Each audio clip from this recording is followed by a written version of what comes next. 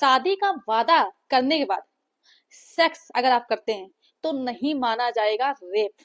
जी हाँ, अगर कोई लड़का और लड़की यानी कपल रिलेशनशिप में आते हैं और उसके बाद फिजिकल रिलेशन बनाते हैं और फिजिकल रिलेशन बनाने के बाद अगर वो रेप का केस करती है लड़की, तो वो रेप के कैटेगरी में नहीं आएगा। जी हाँ, अभी ऐसा ही निर्णय आया है जिसकी आज हम विस्तारपूर्वक जानकारी इस वीडियो के माध्यम से बताने वाले हैं कि आखिर पूरी कहानी है क्या। तो अच्छे से पूरी जानकारी समझने के लिए आपको वीडियो को पूरा अंत तक देखना है, बिल्कुल भी स्किप नहीं करना है, तभी आपको अच्छे से जानकारी समझ में आएगी। और जो भी लड़के हैं जो झूठे रेप के केसेस से परेशान हैं, फंसे हुए हैं, तो उनके लिए ये जो हम आज जिस जजमेंट की बात करने वाले हैं ये बहुत ही ज्यादा महत्वपूर्ण होने वाली है। तो आप सभी लोगों को वीडियो देखना बहुत ही ज्यादा आवश्यक है और जो लोग इस तरह के केस में फंसे हुए हैं उन्हें ये वीडियो जरूर शेयर कर दीजिए जिससे कि उन्हें भी इस चीज की जानकारी हो सके। दूसरा काम आप सभी को ये करना है कि अगर आप नए हैं, चैनल में पहली बार आए हैं, तो ये चैनल आपका ही है, आप इसे सब्सक्राइब जरूर कर दें, साथ में बेल आइकन जरूर दबा दें जिससे कि हम जो भी नई अपडेट डालें उसका नोटिफिकेशन आपके पास आता रहे और आप जानकारी प्राप्त करते रहें। नमस्कार दोस्तों, मैं एडवोकेट दिव्या आपका आपके इस यूट्यूब चैनल में स्वागत है। तो अब हम आप सभी लोगों को ये बताने वाले हैं कि जो लड़के झूठे रेप के केस से परेशान हैं या उनके साथ भी इस तरह की कोई सिचुएशन आती है तो वो इस केस के माध्यम से न्याय प्राप्त कर सकते हैं। आपको बता दें कि जिस बारे में हम बताने वाले हैं इसमें होता यह है कि लड़की अपने बॉयफ्रेंड के ऊपर रेप का चार्जेस लगाती है। वो ये कहती है कि वो जॉब करने के लिए बेंगलोर गई होती है 2002 में। इसके बाद वहीं पर एक लड़के से मिलती है जिसके बाद उन लोगों के बीच में रिलेशनशिप बनता है और वो लोग एक दूसरे के साथ फिजिकल रिलेशन में आ जाते हैं। फिर इसके बाद होता ये है कि ये कहानी है 2002 की और अभी हाल ही में वो बोलती है कि वो अपने जो लड़का होता है वो अपने गांव जाता है और वहां जाने के बाद वो दूसरी शादी कर लेता है, जबकि 18-20 साल से वो मेरे साथ फिजिकल रिलेशन में था और मुझसे हमेशा यही बोलता रहता था कि हम तुमसे शादी करेंगे। और जो भी उसके दोस्त मिलते थे उनसे यही बोला करता था कि ये मेरी वाइफ है, मेरी पत्नी है। यानी कि 18-20 साल सबके सामने बोलता रहा कि हम उसकी पत्नी है और मेरे साथ लिव इन रिलेशनशिप में रहता रहा। और जब शादी के लिए हम बोलते थे तो वो हमसे बोलता था कि हम तुमसे शादी करेंगे। और अब उसने दूसरी शादी कर ली।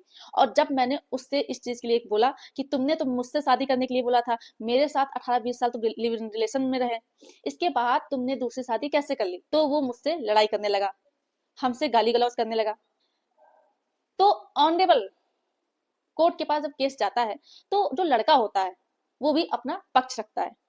वो ये कहता है कि पहली बात तो हमने शादी का कोई वादा नहीं किया था और जब हमने अभी शादी की मान लीजिए तो 18-20 साल से जो लड़की मेरे साथ है लगातार, और इतने साल मेरे साथ रहने के बाद क्या उसे ऐसा नहीं लगा कि इतना समय बीतता चला जा रहा है, ये हमसे शादी करेगा या नहीं करेगा?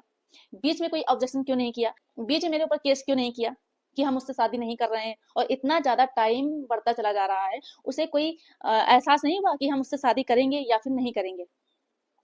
और दूसरी बात, जो ये फिजिकल रिलेशन में आई थी तो ये अपने मन से आई थी, हमने किसी प्रकार कोई दबाव नहीं बनाया था।